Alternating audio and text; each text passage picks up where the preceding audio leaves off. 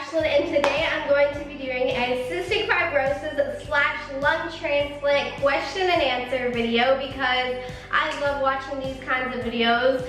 And since I am kind of an expert at these topics because I have cystic fibrosis and I've had a double lung transplant, I thought, why not dive deep into your questions and give you some answers. So that is what we're going to be doing today. So I really hope you guys enjoy this video. Don't forget to give it a thumbs up, and with that being said, let's get into it. Okay guys, so to start off this Q&A, the first question is when was your CF diagnosis and how did you know about it? And basically this is what I've heard from my parents. I was a very sick baby and my parents just knew there was something not right about me because I was their third child and I was always sick. They took me to many doctors and everything, and I believe it was a nurse that actually said, like, has this child been tested for CF? And then my mom went home and Googled what CF was, and she was like, that is what my baby has. Later on, I was tested and I had CF. So that is pretty much how they found out and how I was diagnosed. The next question is, how do you manage to stay positive with CF? And honestly, I don't have a straightforward answer for this. I'm not going to say I've always been positive because that would be lying to you guys. I have always tried to stay positive my entire life, very optimistic and stuff like that. So it's pretty much an attitude and the way you look at things. You hear things about CF and you read things and it's just like, I'm not gonna say it scared the crap out of me at times, but every person is different, and that is why you can't really go by someone else's story or something like that. So I don't know, I live day by day and that's how I've chosen to live, and I just enjoy each moment, and I believe that's all you can do. So that's pretty much how I have stayed positive with CF. The next question is, do you have the port? If no, did you ever? And the answer is no, I never got a port. If you don't know what a port is, it'll be listed on the screen right here. But basically, when I was in the hospital for tune-ups and that kind of stuff, I always got IVs or PICC lines, and I had so much scar tissue. Don't get me wrong, I was probably getting close to a port before my transplant, but luckily I never did. And I don't know, I was always stayed away from ports and anything like that. I don't know why. I liked PICC lines and IVs because it was once it's done, it is out of you, so that was kind of my preference. And I always kind of stayed away from a port, even though it probably would have been much, much easier than trying to get a PICC line into these scar tissue arms. So yeah. The next question is, are you going to need another transplant and when? So I don't think I've really clarified in this video, but I had a lung transplant or a double lung transplant September 7th, 2018. And it's been, what, 2 years now, a little bit over 2 years. And to answer that question, I have no idea. Every person is different when they get a transplant. Some do really well, some have more complications, and it really just depends.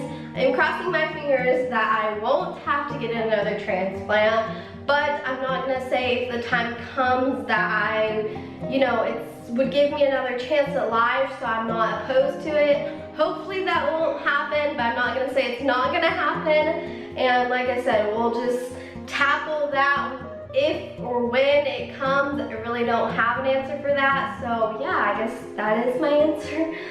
The next question is, what does it mean to have younger kids looking up to you for having CF / and or a transplant? And to answer this is, I've always used YouTube to share my story, to educate others.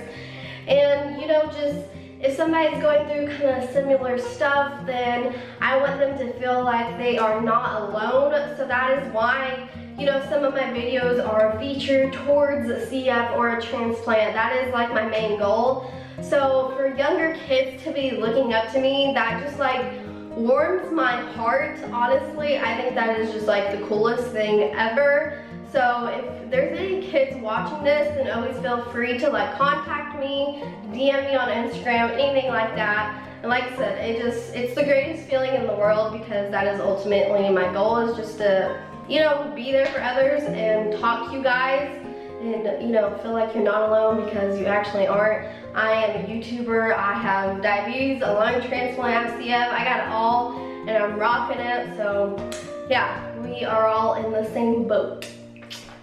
The next question is, what is the causes of CF?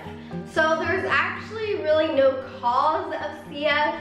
Cystic fibrosis is a genetic lung disease, so you get it through genetics.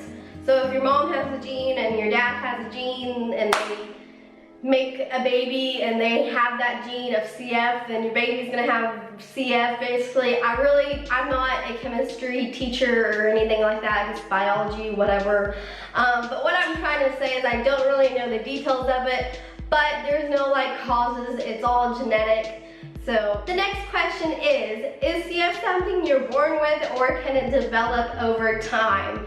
So going back to the previous question, it is a genetic lung disease, so therefore you're born with it. However, I do know many CFers out there that don't really find out or notice CF symptoms until like they are older.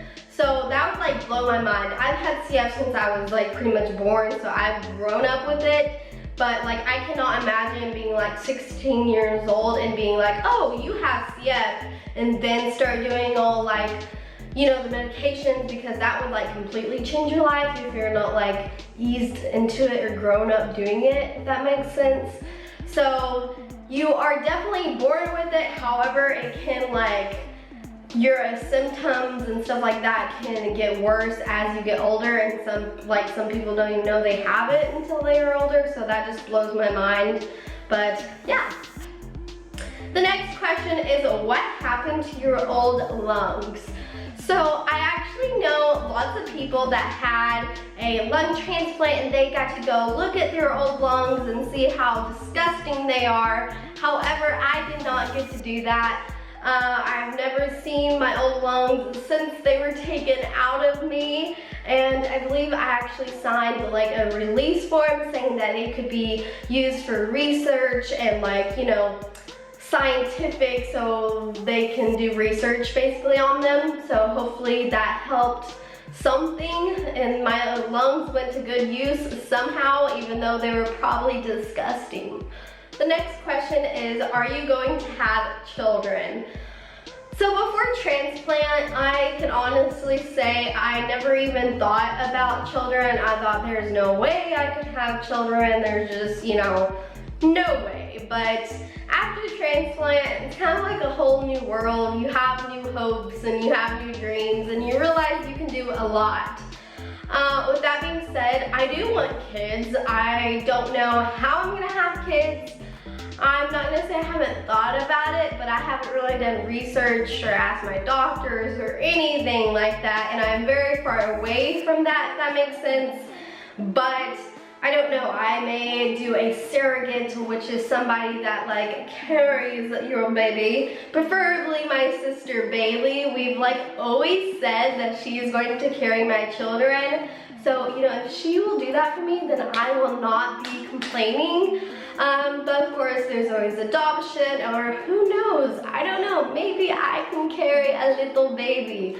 I don't know, possibilities are endless. The next question is, does mucus still build up in your lungs? So no, it does not, and that blows my mind, because before my transplant, mucus was my life. I coughed here and I coughed there, and there was mucus everywhere. Literally, this is so disgusting, but I literally had like napkins all around my bed. I don't even like talking about it, but that is the truth. And so it is so weird to have clear lungs now, if that makes sense. I don't have mucus. It is the weirdest thing. Like, there's nothing. It just blows my mind to this day, because I remember how I was and how I was just like drowning in mucus. So I am so thankful for my new, healthy, beautiful lungs. The next question is, what was the last straw before needing a transplant? So my whole transplant experience was very quick, if that makes sense. I actually had a very bad pediatric CF doctor, and I still to this day, like, I do not like his guts because I feel like he just did not take care of me, he did not care, and he literally like didn't do a CT scan of my lungs for the past like 6 years I was in his clinic, which is terrible. Like, who doesn't do x-rays of a person who has a developing lung disease? Anyway, I could go on and on about that. So basically the last straw was my doctor being like, oh, you need a lung transplant. And it was just like, my whole world changed. It was literally so crazy. It's like once that doctor said that, it was like, there's nothing else he can do. And I was like, wow, like that was so quick. Like I said, my whole lung transplant experience happened so quickly that like, I didn't even get to process it really. So the last straw was basically me being really sick, and after that doctor basically said there's nothing else he could do, I got sent over to the lung transplant team. I was evaluated, and from there on I was like wheelchair bound. I had oxygen going on me 24/7. It was just not a quality of life, and that is something that they talked about a lot. It was like, okay, well, how is your quality of life? Well, it's not very good if I'm hooked to oxygen and I feel like a dog on a leash. I'm just being honest here, guys, so I hope you're enjoying this like Q&A. It kind of gets me heated talking about my old doctor, so I'm sorry. But yeah, the next question is, do you still go to CF clinic? So yes, I do. I still have CF, even though I don't have my old lungs, I still have CF, and CF not only affects the lungs, it affects the pancreas, it affects basically like everything. So with that being said, yes, I still go to CF clinic. I love seeing my people over there. I don't go very often. I believe I go like maybe once a year or every 6 months. I'm not really sure. I don't go there a lot, but yes, I still visit CF clinic. And like I said, once you kind of have like a transplant, you definitely see like your transplant team way more, because that is the issue that you're handling. They always say like you're trading in one disease for another when you have a transplant, because you go from like doing breathing treatments and like other stuff to just like managing your lungs and making sure they're all a-okay. So yeah. The next question is, did you ever have a feeding tube? And I don't know why, but this question pretty much just like triggers me, because up until transplant, doctors were always pounding on me, Ashlyn, you need a feeding tube, you need to gain weight. But I was just anti-feeding tube. Even though I really needed it, I was always at the very low end of my BMI percentage aisle, and I was very skinny. Looking back, I was like, oh my gosh, I was so skinny, I was like anorexic. But at that time, and still to this day, which I don't need a feeding tube now, I eat like a horse now. But I was very anti-feeding tube because I was a girl. I liked to wear two-piece bathing suits, and I did not want like the feeding tube, the Mickey button, whatever you want to call it, hanging out of me. I was just very anti. I would always promise that I would eat so much and I would consume so many calories, and I tried my very hardest. I don't really have any regrets about not getting a feeding tube. It was just something I was very anti and against. So would that have made me healthier or prolonged my transplant? I don't know. Do I have any regrets? No, because I don't have any scars on my belly, and I like it that way. So yeah. The next question is, what is the hardest thing about having CF? And I feel like my answer has definitely changed over the years, because I feel like when I was younger, I would have just said like, oh, the breathing treatments is the hardest thing. But now, and just throughout my years, I would say the overall hardest thing, well actually there's like two. But the first one is just like realizing that you are different, you are gonna have to live your life different. For example, I've always tried things. School is a huge example. I have went to school, I have tried it, I went to college, I went to high school, I've tried homeschool co-op groups, and I have realized that it's okay if I don't do these things. It's okay if I'm not your average kid, because I've always found something to do. Like YouTube, it is what I do, and just because I am not in college right now does not make me less of a success or a successful person. It doesn't matter what you do as long as it satisfies your soul, if that makes sense.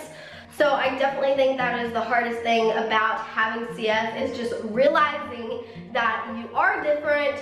You are gonna have to wear masks in public because you don't wanna get sick, and you're just gonna have to do things a little bit differently, but that is okay. And the second thing is just obviously trying not to get sick, because you don't wanna get sick, and that sometimes can be really hard, especially during flu season and stuff, and sometimes you just like cannot help it. So yeah, that is the two hardest things.